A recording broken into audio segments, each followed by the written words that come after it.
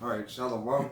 First and foremost, we would like to give all honor and glory and praise unto Yahweh, Bahashem, Yahweh Shai, Bahashem Rakakadash. Double honors to our apostles and elders of Great Millstone, to all the Akim out there teaching and preaching this truth with 144% sincerity, to the men, women, and children listening and learning in the Bayasha Debadat, the house of David. I am Ayash Shatab. I am Darash. And I'm Kratza. All right, and coming to you through the will and power of Yahweh Bahashem Yahweh Shai with the with the art of war. All right, and this will be Part 8. Part 8. All right, but without further ado, let's go ahead and get into the lesson. Alright, this is Chapter 8 of the Art of War series. It's called Variation. Variation in Tactics. Sun Tzu said, in war, the general receives his commands from the sovereign, collects his army, and concentrates his forces. Exodus 15:3. Now, this is the book of Exodus, chapter 15, and verse 3. The Lord is a man of war. The Lord Yahweh is his name.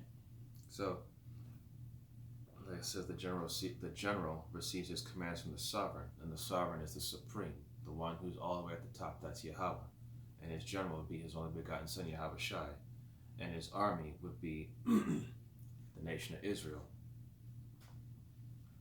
All right. Next it says, when in difficult country, do not encamp. In country where high roads intersect, join hands with your allies. Amos 3:3. This is the book of Amos, chapter 3, and verse 3. Can two walk together except they be agreed? So, when in doubt, join hands with your, basically, come together with someone else and see if you two can be agreed to be on one accord and make a decision and go from there. So you need to be an ally. All right. See if you are compatible. All right. If you guys can work together as a team. Like Yahweh Shai said, if you are not with me, then you are against me. God. It says, do not linger in dangerously isolated positions. In hemmed-in situations, you must resort to stratagem.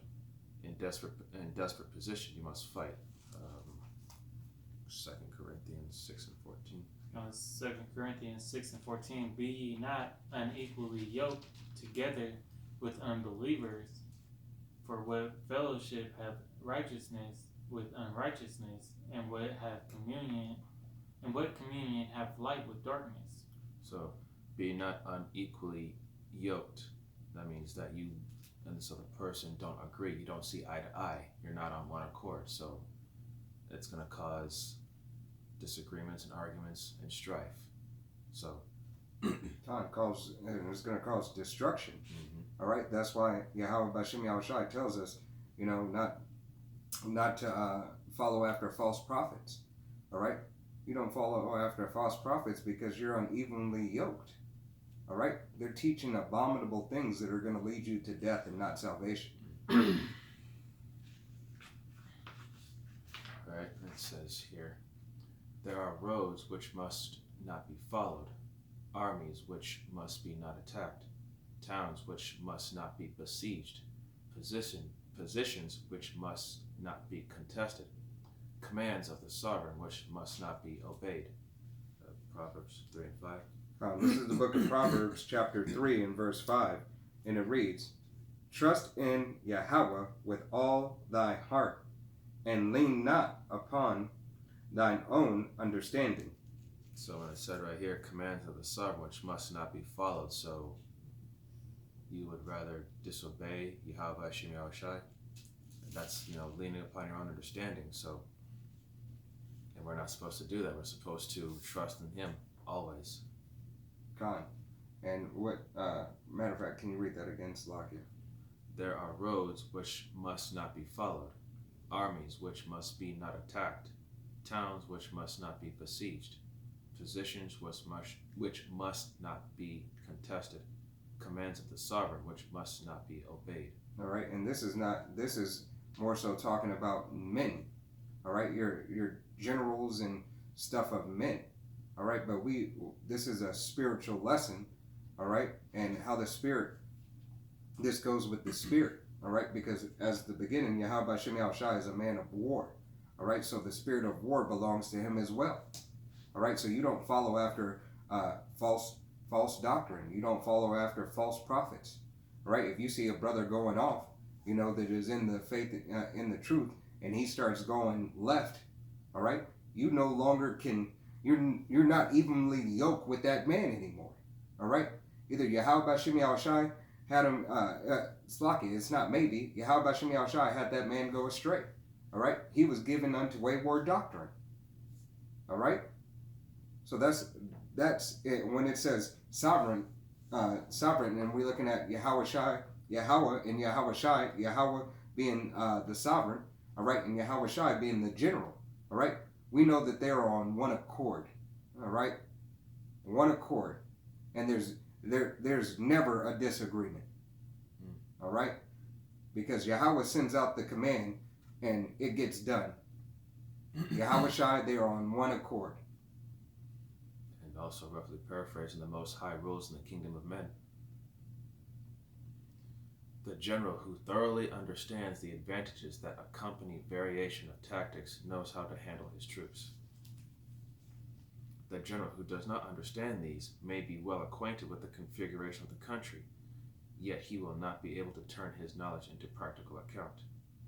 So the student of war, who is unversed in the art of war, of varying his plans, even though he be acquainted with the 5 advantages, will fail to make the best use of his men. Hence, in the wise leader's plans, considerations of advantage and of disadvantage will be blended together.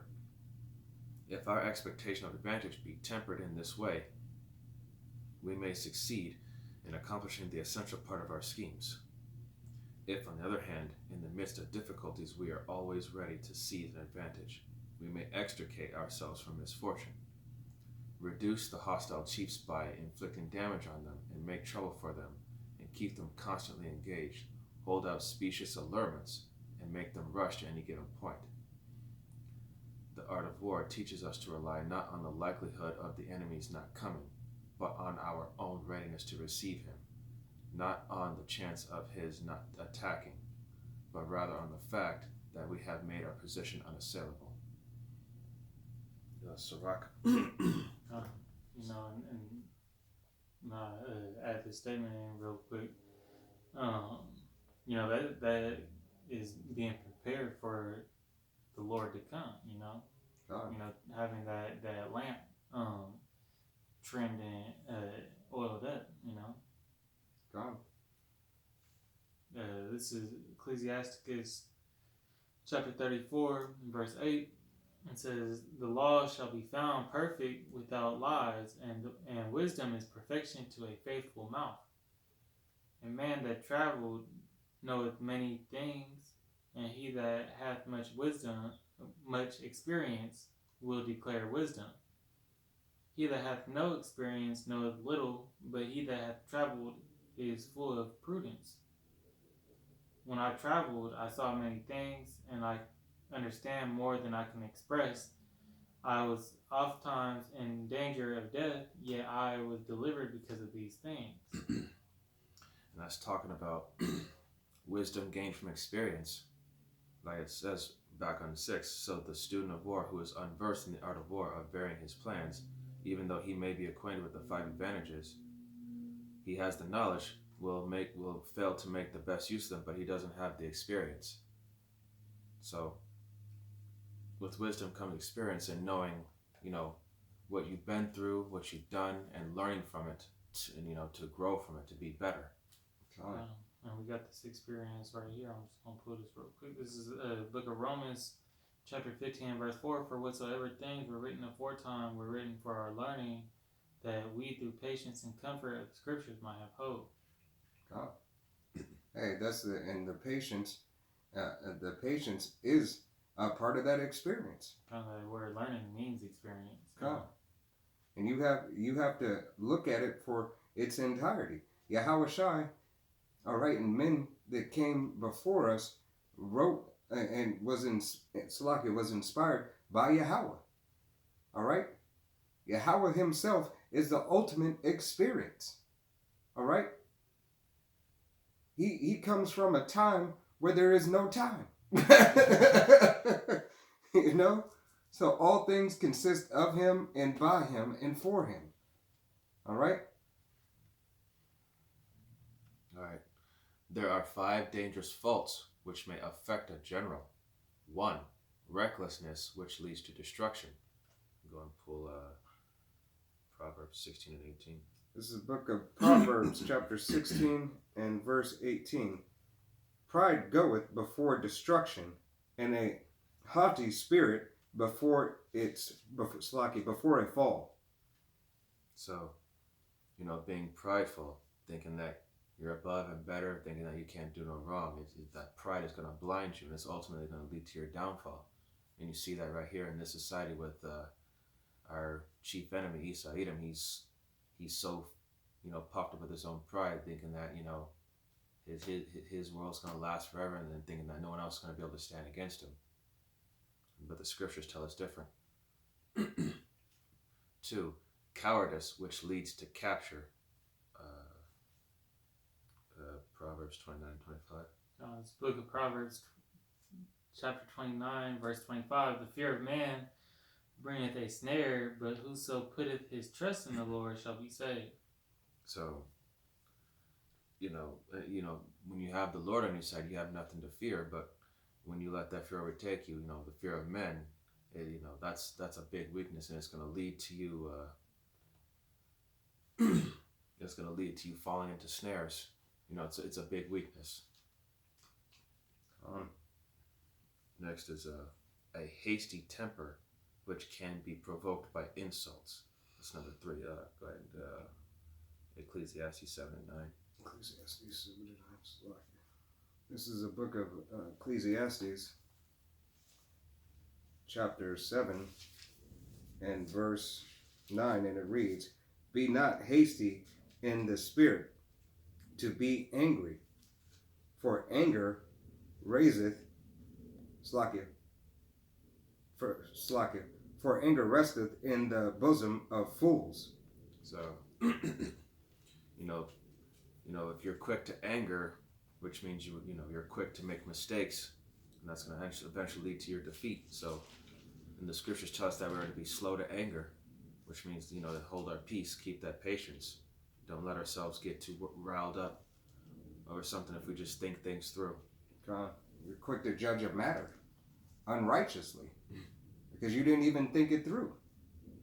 You just, off the whim, just want to, hey, this is what it is. And number 4, a delicacy of honor, which is sensitive to shame. It's Proverbs 12 and 16. A fool's wrath is presently known, but a prudent man covereth shame.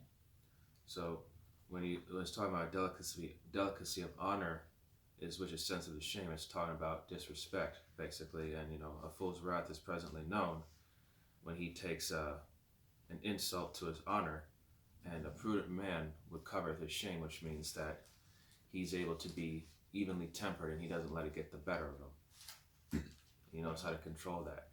Not saying he ain't gonna mess you up later. So slow to anger. He's just more calculated with his judgments. Right. Number 5, over solicitude for his men, which exposes him to worry and trouble. Ecclesiastes 7 and 16. This is a book of Ecclesiastes, chapter 7 and verse 16, and it reads, Be not righteous over much, neither make thyself over wise. Why shouldest thou destroy thyself? So, to be not overly righteous, because you're not going to always get everything right. And, to be overwise, don't be presumptuous, acting like, think that you know it all when really you don't. So, those things right there can cause you to be, lose yourself in your own conceit. God. And, just to bring it out, once again, as the brother had said, pride, the book of Proverbs, chapter 16 and verse 18, pride goeth before destruction, and a haughty spirit before a fall. All right? So that's right up the alley. Thinking you know everything and don't want to take correction, or don't care to ask a question. It's like that fighter that's messing around in the ring, taunting his opponent, and then get knocked out. God. Mm-hmm. That's a Adrian Broner Madonna fight. Right. All right. But, all right. These are the 5 besetting sins of a general, ruinous to the conduct of war. When an army is overthrown and its leader slain, the cause will surely be found among these 5 dangerous faults. Let them be a subject of meditation. This is Proverbs 7:1. This is, my son, keep my words and lay up my commandments with thee. Keep my commandments and live, and my law as the apple of thine eye. God.